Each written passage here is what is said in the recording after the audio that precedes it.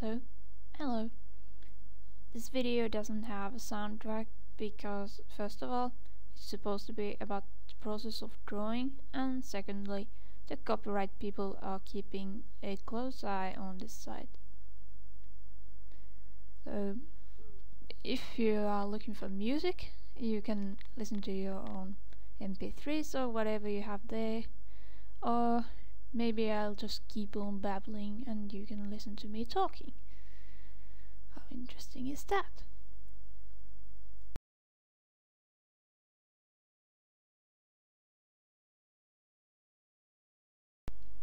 Here in the beginning I'm using the standard colors because they can easily be changed afterwards using flat fill or that wonderful eraser trick you'll be seeing later on.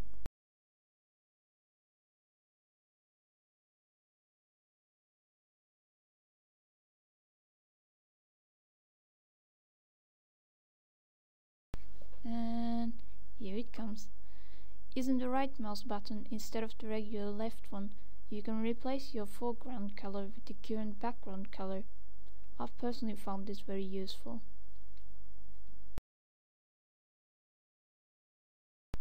Often I like using the regular paintbrush.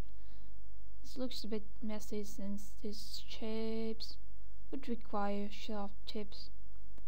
But if you keep adding color after another on top of each other, then eventually it will start to look alright.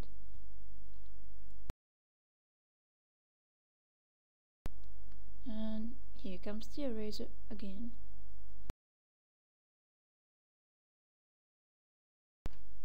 So, now I had to come up with a stem. And since I wanted to show you how to resize the paintbrush beyond those preset options, I'm using a damn big brush to make it a thick one. Then I decided to use the curve tool for the rest of the stem, but I came to notice that resizing the brush is damn hard when you can't see it. Actually, I cut off some of the hassling here when I was still imagining I might be able to fit this under 10 minutes with double speed, but even after some cutting, it was over 13 minutes long, so actually I had to export this in Windows Media format and open that file in Movie Maker to be able to adjust the speed again. This only allows doubling the speed, although I read about some add-on that allows different time transformations, but since I'm damn low on storage space, I'm trying not to download anything I can do without. So then I had the smart idea of putting some highlights on the stem, but seriously, you should never use white if that's your standard background color, and also making it a continuous line would look much better.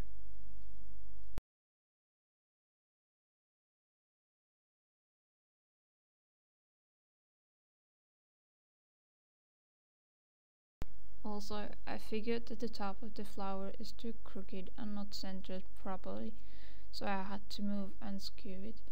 You shouldn't use more than 1 or 2% skew in paint because it has the tendency of mucking things up, but in here it worked out very well. It even gave me some nice gaps to fill with light shadows.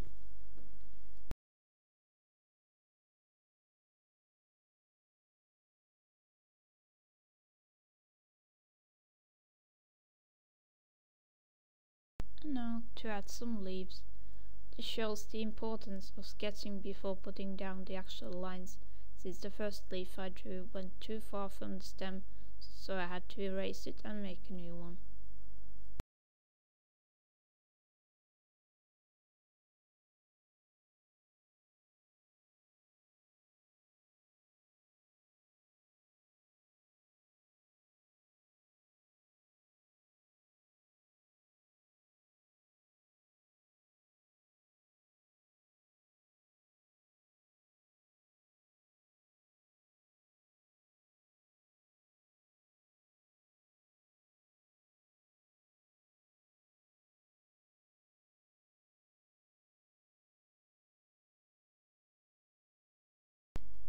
Here I should have colored some parts of the leaves a bit lighter, but I had this idea that the leaves need to have vertical lines on them, so I just started drawing those lines straight away, ignoring the base color.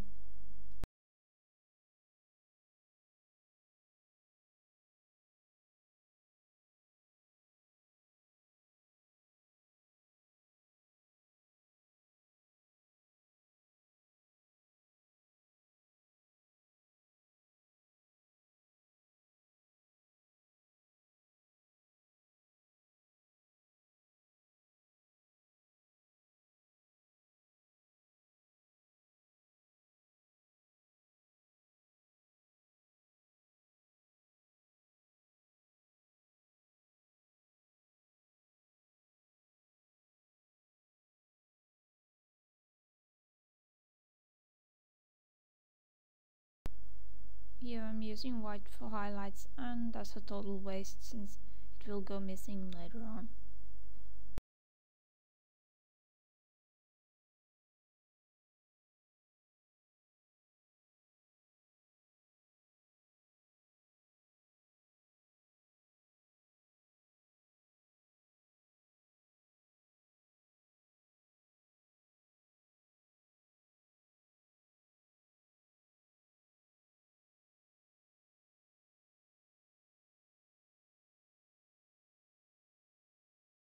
There, now it's starting to look satisfactory.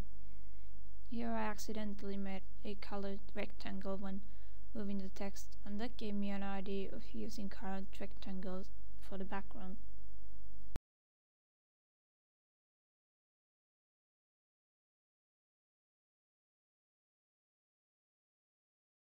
But oopsie, we just lost all the white lines.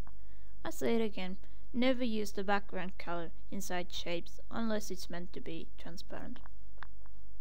Up on the petals we can still fix it with the eraser, but on the leaves the current background color was the same as one of the colors on them, so that's out of the question.